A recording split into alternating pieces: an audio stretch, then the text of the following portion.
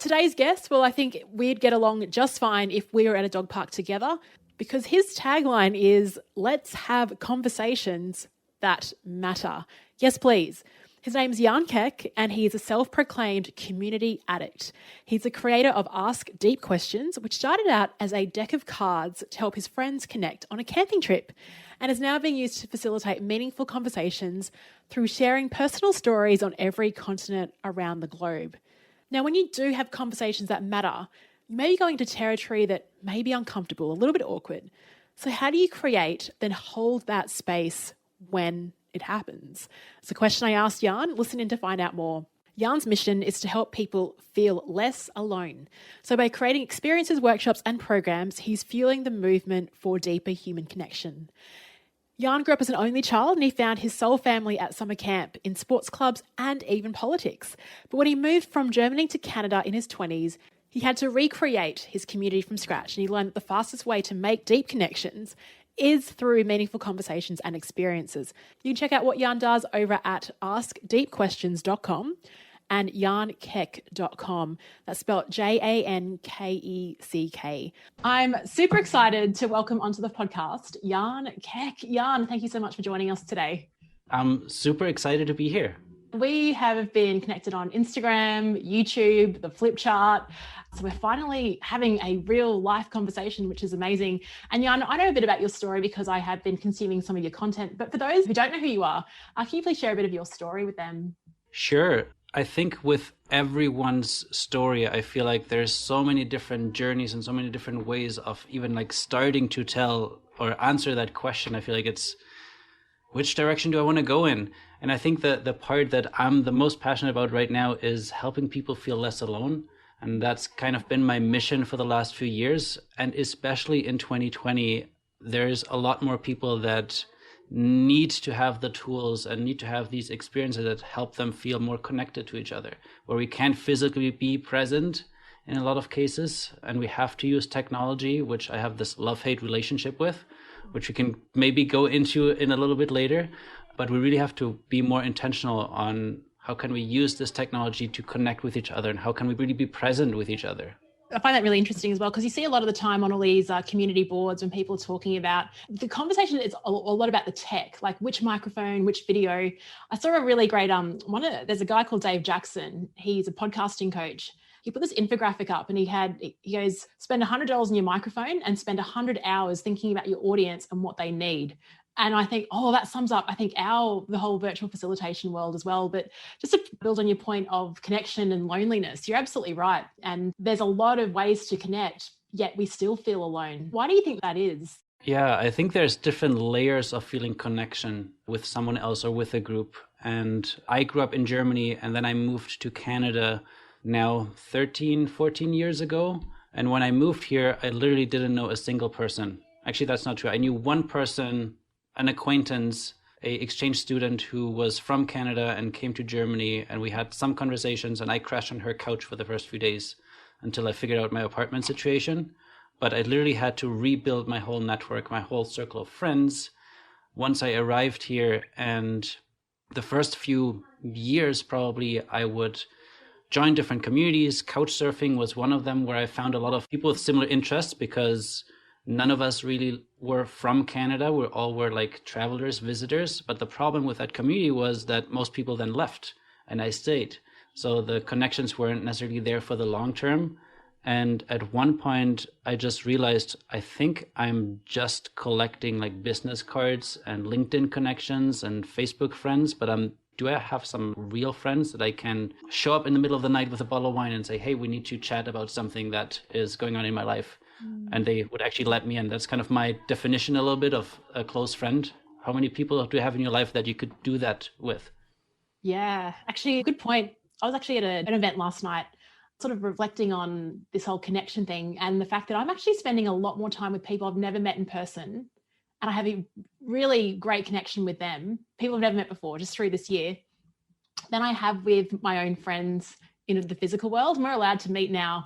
And I was like, that's interesting. Maybe what does that say about my priorities? Very brave of you to go to a new country and to start life again. when you are trying to build connections, so if you got someone, I guess I have a friend from the US that moved to Brisbane, and in his first year, he just said yes to every invitation that was offered to him. That was his strategy. What are your strategies for making new friends and trying to figure out, like, is it worth investing in, or it's tough to know sometimes. Yeah, and I would say that I've approached it very differently when I first came to Canada, and I actually also spent a year traveling in Australia, which is kind of where I spent the first time in my life completely doing solo travel. I worked all kinds of different jobs and basically made my schedule every day. And the same thing that happened there, that I thought I can apply to moving to Canada, is connecting with other travelers, because we have so many things in common. But if you're staying in one place, those were not the best people to connect to. And after years and years later, I've actually attended this one experience, this one weekend retreat that kind of changed my whole life. That was also the start of this new business, where I saw a Facebook post in a group, and all I remember it said was, let's go outside of the city. I'm like, yes, let's get away from technology. Let's get out in nature, and let's work on our goal setting for the year. At that time, I had a business in video production, and me and my business partner, we said, let's go and work on our plan for our business, setting goals for the next year. Turns out it was a personal goal setting retreat. So we didn't spend any time talking about business. And for the first time in my life, I set personal goals for the year of, like, how do I want my relationships to look like? How do I want my health to improve? How do I want my finances to look like? If I had to figure out what does a level 10 life look like, I had to draw that all out. And at the end of that weekend, I had this almost like spiritual experience where I was looking around the room and everybody was saying goodbye and hugging each other, where I could literally feel the energy vibrating in the room. And I often describe it as if you've ever watched the Care Bears that shoot the rainbows out of their bellies. Yeah. That's what I was imagining when I was looking around the room. Everybody just shooting energy out of their chests around the room. And at that point, I realized that's what I want more of, but I didn't know what it was until later. I realized that was just feeling this complete sense of belonging, because everybody accepted me for who I was. I didn't have to change who I was. I didn't have to pretend to be someone. I walked in there with other people that have been doing self-development, and I said, well, I've never done, this is completely brand new to me. And I didn't feel like I needed to pretend that I'm an expert at it. So that became this moment where I decided, okay, I want more of that. Let's re-engineer what happened and how can I get more of that? I love those moments. When I talk to facilitators as well about choosing this as a career, it usually boils down to this workshop where something happened, or you saw someone do something and you think, I want to be part of that. I want to create that experience. And I'm just laughing because you went to that retreat thinking it was a business one. It's funny when you have your own business, you're so focused on the business and you're like, life. Life is important too. But so it really kind of shifted those priorities for you. So what did you do then? So you're like, right, I want to create this experience. You're in video production. What was your next step? Well, I knew that I wanted to have these types of relationships, these types of conversations that I had that weekend more. And when I re-engineered it, the things that made us connect so quickly and so deeply at that weekend was 2 or 3 things. One was we all came together on shared values in terms of self-development, self-growth. That was kind of what brought us together. And although I thought it was a business retreat, I realized that actually was a huge value of mine. And we immediately just hit it off. And I sometimes describe it as we're kind of going towards the same direction, we're heading to the same destination, rather than what I did before with the couch surfing, looking for people who've had a shared history, or we came from the same place, but we might not be going in the same direction. So with those people, we're all heading towards we want to improve our lives, we want to improve ourselves. And then the second thing that happened, which became the main part of my work now, is we had these really deep, vulnerable conversations with each other, where we shared the things that we always wanted to tell someone, but we never really had the courage to. And we just felt safe in that space to explore these things. And it was easy. It wasn't scary. And to me, that just was so foreign. I never was a fan of small talk, but having the opportunity to have these conversations, I realized, this is what a good conversation is like. Why don't I have more of those at the networking events that I attend to, where I just exchange business cards with people that I probably will never follow up with? Yeah. Or why does it take a bottle of wine for that to happen? Sometimes. Yeah, exactly. Yeah. I love that you're sort of engineering it. Interesting that you spoke about the direction that you're heading in rather than where you're from. And I heard a good quote on a podcast this morning, actually, and it was, sometimes we order off yesterday's menu. And I was like, well, that's really interesting. It's like, so I think that's what you're talking about is you're making connections, new connections based on what had been yesterday's menu, but you're looking at right today and looking forward. What does that look like? I'm curious about the word belonging. I know like it's such a corporate word now, like companies, like we want people to feel like they belong here. Do you think that's possible? I mean, it links into, companies have shared values, right? So it's on paper. Is it possible to create what you had at that retreat in an organization?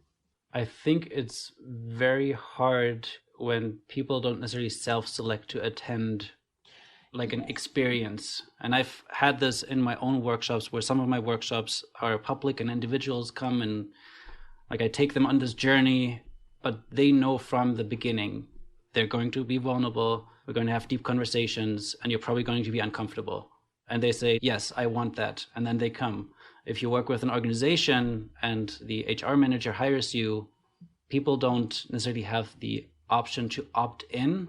They have the option to go as deep as they feel comfortable. That's kind of how I like to reframe it. There's the concept of like challenge by choice. I don't know if you're familiar with that, but the idea of you choose how deep you want to go. You choose your type of challenge. Like I'm not going to ask you to, let's say, all jump from the 10-meter board into the pool. I'm going to ask you to jump into the pool. And you choose, do you want to put your feet in first and then maybe just like slide in? Or do you want to go to the highest tower and jump in? You choose. As long as we're all ending up in the water at the end, we're going to have this shared moment, this shared experience. That's such a powerful metaphor. As a facilitator, when you're dealing with people that are talking about things that are uncomfortable, how do you manage that? Do you feel uncomfortable? How do you personally deal with the stuff that would come up in your workshops? The big thing that I've learned is if you set up the right container and the right atmosphere with a group, it's not my responsibility anymore to hold up that space. Like it's the group's responsibility. So I spend, especially if there's any deeper work, I spend a lot more time creating community agreements to make sure that we're all on the same page. If there is more time, I would even ask people like, what do you need to feel supported to be vulnerable in this next hour or two? And if everybody agrees to that in the beginning, it will make it so much easier once we go there. And the other thing I've learned, especially virtually, is if you realize that somebody needs more time to debrief, because oftentimes you're like joining a Zoom call and then the experience is over and suddenly everybody's screen goes blank and they're by themselves again. Yeah. And in person, that doesn't really happen. Like you're still like people, you're wrapping up your equipment, you're packing things up. People still might be chatting with you, chatting with each other, maybe grabbing a drink or dinner after with somebody that you've just met. But online, we're just like, no, the event is over and that's it. So I started just hanging out, like planning that into my schedule of hanging out at the end of the event for at least 15, 20 minutes. And yesterday I attended an event that I helped put together and we stayed at an hour. Like it was an evening event already, it was 7 till 10 p.m. And we stayed until 11 p.m. of just people sharing. Wow, that's cool. So you've actually embedded the hangout part as part of the agenda so people know. And then it's also okay if you don't want to stick around, you can just leave. Actually, people don't know. I don't tell them that it's happening. I just do it like at the end, like I close the event and then I just offer anybody who wants to hang out. I still have 20 minutes or so, just have some more conversations. Yeah, because it does feel weird. Another community call I held a couple of weeks ago, sort of like wrapped it up and it was nice. And then we said goodbye and I clicked that red button and then you're like, huh. And I went for a walk after it and I was like, I didn't feel closure on it. So I kind of just got WhatsApp out and I was like just sending voice notes to the people, just saying, hey, thanks for this. I reflected on this. And I thought that was a nice way of like kind of closing it off, like keeping it going without being on the call. Because I needed that myself. Like I needed that just to say thank you. We don't often talk about the end. We always talk about the beginning and, creating that space and the environment. So you got some great questions that you use on your virtual calls. Have you shifted much? If you are watching this on YouTube, you'll see Jan's incredible video set up in his background and his lighting. It's just so pro. So you kind of 2020, this is where you're sort of hitting your straps, I think, because, you've got all the setup. What have you found moving to virtual this year? So I was very hesitant moving anything to virtual. Like everything for me was in person. I did use Zoom for like mastermind calls and like group coaching, but only because the people were not local, because I work with people anywhere, but they were spread across North America mostly. And we could not do something in person. So I said, okay, Zoom is the best place to be. But when the pandemic happened, like I'm just looking for this thing that I usually tell everyone, let's turn this off as soon as we start an event. I'm holding up my cell phone for anybody who's listening. Yeah. And let me show you something else. And I'll describe it for you, for anyone who's listening, but you might hear. I have this envelope that also is a cell phone sleeping bag. So sometimes at the beginning of my events, as like an activity when people arrive, is you get to customize your little envelope. I love and then we all put our cell phones inside, seal it up, and that way we can make sure that we're not distracted. We can be present with each other. And then 2020 happened, and suddenly we have to use our phones, our computers to connect with each other. And I just said, it's not possible. Like, how do I know that if you're actually looking at me or if you're checking emails? I can't tell.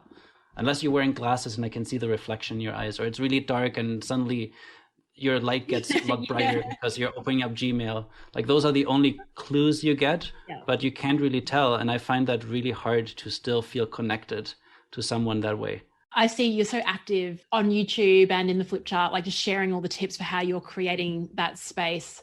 What's worked for you now that, okay, maybe it is possible to do this virtual thing? How have you had to like really reshape and redesign your experiences, or have you sort of just translated it and just popped it onto a Zoom call? I think what I'm doing on a Zoom call is very different and very similar to what I did in person. Very different in the way we're using kind of engagement tools and the way we communicate with each other, but very similar in terms of the structure. I'm sorry for all the people who are just listening. I'm like holding up lots of objects because that's actually, we'll talk about this later, but one of my favorite things to do in virtual calls is do things with objects, because that's what we can't do in person. Like, we can't just like, hey, grab something that has holes in it, grab something that you can look through and hold it up in the camera. Like, that's one of my favorite activities. Yeah. But I'm holding up a log because I have this metaphor, this campfire formula that I use when I'm building experiences. And the idea is that you can't hold up a lighter to a big log and expect it to catch fire. You have to first light something like paper, and then you add your little sticks and your kindling, and then by the end you add your big log. For anybody who's been camping and knows how to start a fire, that might sound familiar. And the same way I'm designing my experiences in a way that you ask for these micro engagements in the beginning. You ask people to do something that is not very scary, that is very easy to do, like, hey, answer a question in the chat that only takes you 10 seconds to think about your answer. And then by the end, once we've created that space and asked a little bit more each round, each time, that's where we can go to the more deeper, vulnerable stuff. And I don't know if you saw, I have to stop holding up so many things, but I'm holding up some cards that I created. They're called Ask Deep Questions cards, and they have these 3 levels of curious and then brave and then vulnerable questions. And it's the same principle of like, let's talk about things that are deeper than small talk, but easy to answer. And once we feel comfortable as a group or as two partners doing these questions, then let's move to the next deeper level. And then the vulnerable questions, I usually only offer once you've had like at least half an hour or more time to have a conversation, because those are questions I define as things you've never answered before. What would be an example of a vulnerable question? Which category would you like one? So let's go vulnerable. Go each one. Go each one. That'd be good. Yeah. So I picked up 3 random cards. Yeah. So I did not choose them before. The curious one is, what are you most grateful for in your life? So something that, like, not your usual small talk question, but you could probably find an answer pretty quickly. Yeah. Brave question is, if you could relive a moment of your life, which one would you pick? I love it. And then vulnerable would be, how do you want to be remembered? Ah, wow. Yeah, I can absolutely understand the 3 different layers. Yeah, holding up the lighter to the big log would be, first conversation happening would be, hey, how do you want to be remembered? And most people would go like, I don't know how much I want to share with this person. This feels uncomfortable. But if you create this trust, this psychological safety through the first, let's say 20, 30 minutes, 45 minutes, depending on the size of the group and the dynamics, that's where you can go to places like that. Oh, that's brilliant. And put a link to all of that in the show notes as well, to your cards. I'm curious, you mentioned a discussion point around scaling connections. And sometimes in our lives, like we might feel like we're tapped out. We've got like so many connections and we're not even like nurturing the ones that we need to. And so how do we, I'm curious about that term scaling connections, like online and offline. I'm just curious, like, what did you mean by that term? And like, what are some strategies to sort of being able to handle the amount of connections and actually being a good reciprocator on those as well? Yeah, it's interesting how you defined that term very differently to what I was imagining when I wrote it. Right. And I probably didn't give a lot of descriptions to it, but what I understood with scaling connections is more in the terms of if you have a group that you're facilitating with and you want to make them feel connected with maybe like 3-4 people, it's easy to do. But what if you had like 50, 60, 100, 200, 300 people? How can you still make them feel connected to each other? And experience this many times that if you join a Zoom call with like 100 other people and you're just like one small thumbnail in like a few pages on Zoom, you feel very insignificant. You don't feel like you're heard or seen, especially if you can't unmute yourself. Maybe chat is not even enabled. The person's just broadcasting their message, kind of webinar style. You're not feeling connected. Even though there's other people there, you don't feel connected to them either. So when it comes to scaling connections, I'm thinking, okay, how can we do something that works for small groups, but also large groups? And the main tool that I use is breakout rooms, because in breakout rooms, we can have those small group discussions. And that's really what helps people feel connected to each other. And I found some really cool research on the bystander effect. Yeah, the I love term that. might not be familiar to everyone, but the study that they did is somebody faked a heart attack in a subway car. And if the subway car only has a few people in it, then they're more likely to jump in and help. If it's really crowded, like the more people are on the subway car, the less likely one person is jumping up and helping, because there's this distribution of responsibility. If everybody's responsible, nobody feels responsible. And that's kind of what happens when you have a group of even like 20, 30 people on a Zoom call and you ask a question and you just ask someone to share. Again, in person, you would just walk up to someone or make eye contact so they know they're supposed to share something. On Zoom, that doesn't really work. So oftentimes you just get silence and crickets. But if you put people in a breakout room with like 3 or 4 people, then that responsibility is much bigger for each person individually. So they're more likely to share something. And that's what I talk about when it comes to scaling connections. It really happens in those small groups. And the more you can give that small group very clear instructions in terms of like facilitated conversations. Hey, here's your question. You all have each person has 2 minutes to answer. The person whose name comes first in the alphabet starts. Yeah. Like there's no time wasted in chit chat and small talk. Right away, you're in your conversation. You're getting to the deep, meaningful stuff and not the small talk. Yeah, I agree. And I always add, before you come back, like maybe nominate some person to be the spokesperson for your group. Or I wonder what that magic number is, where it's like, is it 7 where you got 7 people and you'll always get someone responding, like and then it goes to 8 and then no one responds. Like, I wonder what it is. Be curious maybe we should put a poll out and figure out what that is. Because I think 7 is a good number. And then anything above that, it's like, as you said, just crickets. And I've been on a call with like hundreds of people and they put us into a breakout room. But with that many people as well, I didn't feel like I belonged in that. It was interesting. Maybe because the people that I was broken into, we just didn't share what you talked about before, that same sort of direction of where we wanted to go. So that was an interesting experience as well. When COVID hit, I was just signing up for every webinar in the world and just joining in just to see what was going on and how other people were running events. Let's talk about your video production because of the virtual game and what you're doing with YouTube as well, is that you're teaching a lot of these skills on your channel. Everyone's saying it's like the key skill of the moment is video and being comfortable on it. How did you develop your confidence in front of a camera? By being in front of the camera, short answer. There you because go. Yeah. I used to be the person who loves to be behind the camera. Like even growing up, I would be the person who takes pictures of everyone, but whenever somebody points a camera at me, I would duck, I would like hide, I would cover my face. You couldn't catch me. So I was totally comfortable being the person taking the photo, but not the one in the center of attention.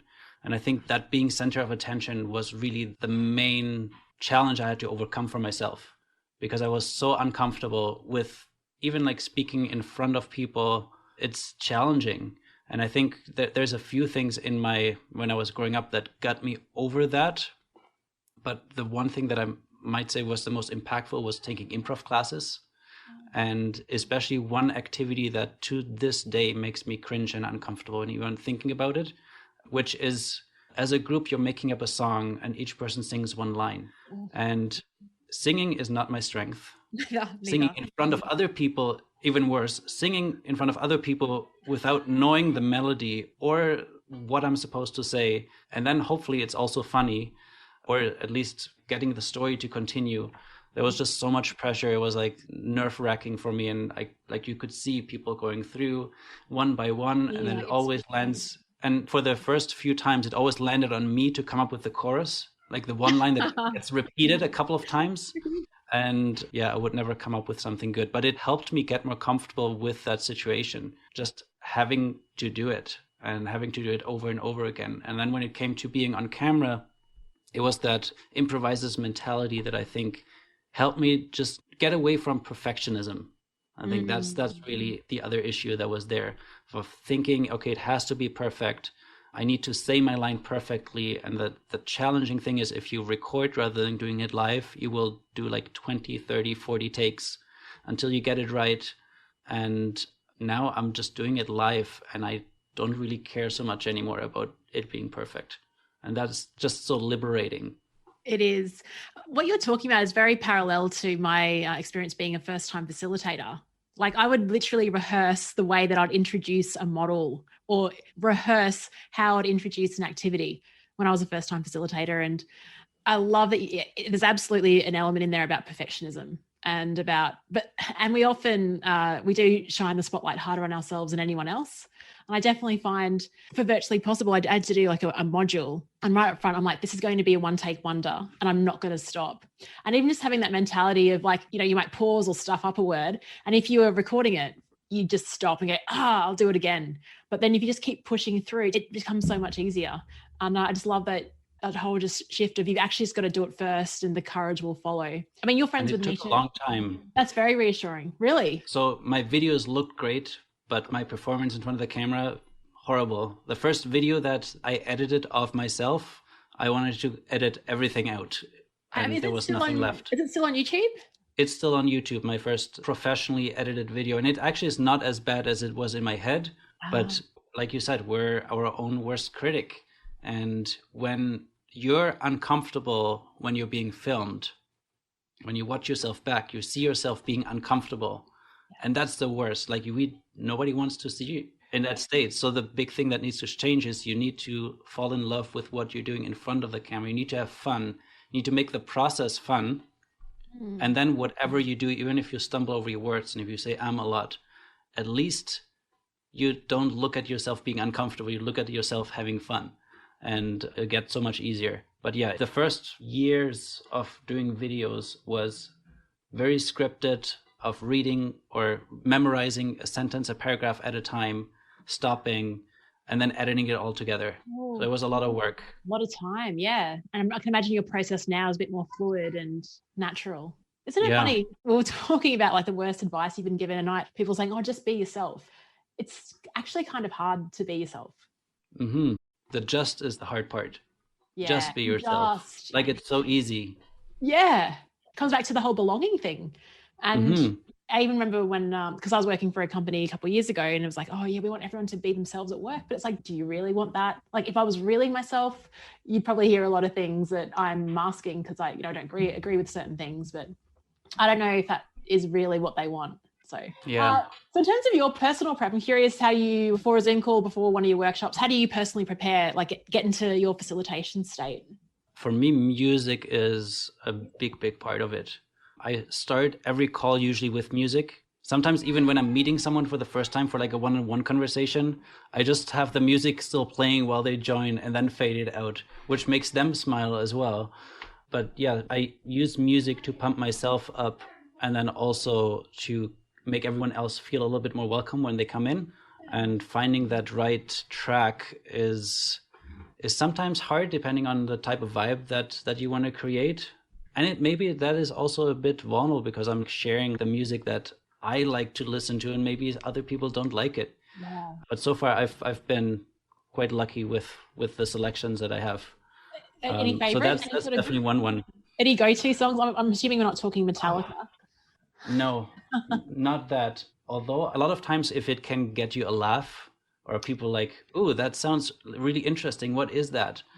Like I just played a Billy Joel ragtime song, like piano playing really fast and like up and down, and it's just like, and I turned it into an activity the other day where I just asked, okay, if you had to name the song, what would you call it? Type it in the chat as like the first thing as the people are coming in, because it was one of those songs that you can't ignore it. It's not a background song. It's like so the main event, yeah, on there, yeah. That's a really cool question. Where do you get your inspiration? Like, where do these ideas pop up from? Is it just innate to you, or do you look for great questions? I think it's a lot of different places. That specific one, I didn't have something planned and I needed something. And Yes. it just in the moment, I'm like, somebody commented on the song. And then I said, well, what would you call it if you had to name it? It's having fun with it, I think, is the big part. Like I have something where maybe it's a bit hindering at times, but I need to keep things fresh for myself. So even though that I've maybe run a workshop exactly the way it's perfect and it worked really well, I would change it up so it keeps it interesting for myself. And when I'm right now teaching a lot of facilitators how to create more engaging online experiences, I just tell them from the beginning, hey, every time I'm going to try something that I've never done before, and then we'll see if it works. And if it works, you can copy it. If it doesn't work, then you know that you shouldn't use it. Yeah. And both of us or everybody takes so much away from it, of having that group of people where you can experiment and you don't have to worry if it fails. Yeah, actually, that's why I like the title of my podcast being First Time Facilitator. It's not too much pressure, because every time, I think one of my guests, Tim Ferguson, before episode 100, he was saying every time you step up, you're a first time facilitator because of the new audience and, you know, things that just, we're all having that mindset of just trying and experimenting. And I think that's the way that I've grown in this virtual accelerator the last sort of 6 months, is just by every time we're jumping on a call, trying something different. I actually love that you play music, even just for one-on-one calls. I think that's neat. Very cool idea. Do you have any advice for first-time facilitators, Jan, just on talking about that group of people? What would you say to yourself? Like, you've come through a big sort of stage of getting uncomfortable, and improv has helped you. Yeah, one thing I wrote down before this call is the whole idea of presence over perfection. That is the one thing that I had to remind myself a lot in the first few times facilitating or running events. And especially if you're running events where individuals sign up and the last few days before you're realizing, oh my God, I didn't sell enough tickets. It's going to be only like 4 people. And I was expecting there to be like 40. What do I do? And you start stressing about all the people that didn't make it. And I needed to learn and kind of tell myself, no, what if I focus on the 4 people that are there? What if I create the best experience for them and forget about everyone else? And just be present with them and be present with what they need, and maybe even forget the things that I have planned. And maybe that talks a bit about my process too. I usually plan out everything and then I improvise. So I go through my plan, and then depending on what we need, I might skip things or move the order around or bring in something else. But I need that organization or that preparation so I can feel confident that Me too. I have something. But yeah, then the being present part is really, tuning in. And again, it doesn't have to be perfect. And I've learned this the hard way when I prepared everything and then I left my notes at home and I had to improvise everything because I needed to figure out, like, remember what I wanted to do and I couldn't. So I just had to go with the flow. And at the end, I think it was a better experience than the previous one. Yeah, I've got the same process as you. It's like, I need to get a good night's sleep. I need to know that I've prepared for it. But then in the moment, absolutely go, you don't need this. Let's move on to something else. And, you know, you're sensing the energy. So bringing in something in the moment. That's awesome. That's an awesome tip. Jan, if our listeners would love to reach out to you and connect more, like, we could definitely talk for longer, but, you know, you got so much awesome stuff on the interwebs. Where should we send people? The easiest place that also is the easiest to remember is askdeepquestions.com, because that will link to my cards directly, but also that's my personal website. And you can find all the other social media links from there, like YouTube channel, Instagram and Facebook is like the 3 places that I'm probably the most active. Awesome. Askdeepquestions.com. It's a very compelling domain name. I love it. Yeah, with my name being Jan, and if I told you jankeck.com, most people would not know how to pronounce it or how to spell it. So Ask Deep Questions is easier. Yeah, definitely. Easier to remember. Good little sort of launch pad for everything else. Be sure to connect with Jan, check out his stuff on YouTube. And if you are listening to the conversation, hop onto YouTube and just see the way that he set up his gear. It looks really cool, the guitar in the background. It's an interesting background. The lighting's great. But it's also been awesome chatting to you. And as we spoke about, it's more of the design rather than the tech that matters. And thank you for sharing some great questions that you ask, how you create that safety and the whole scaling connections piece. Thank you for clarifying that for me. We've all been that person on the 100-person call, so it's nice to hear your approach to that.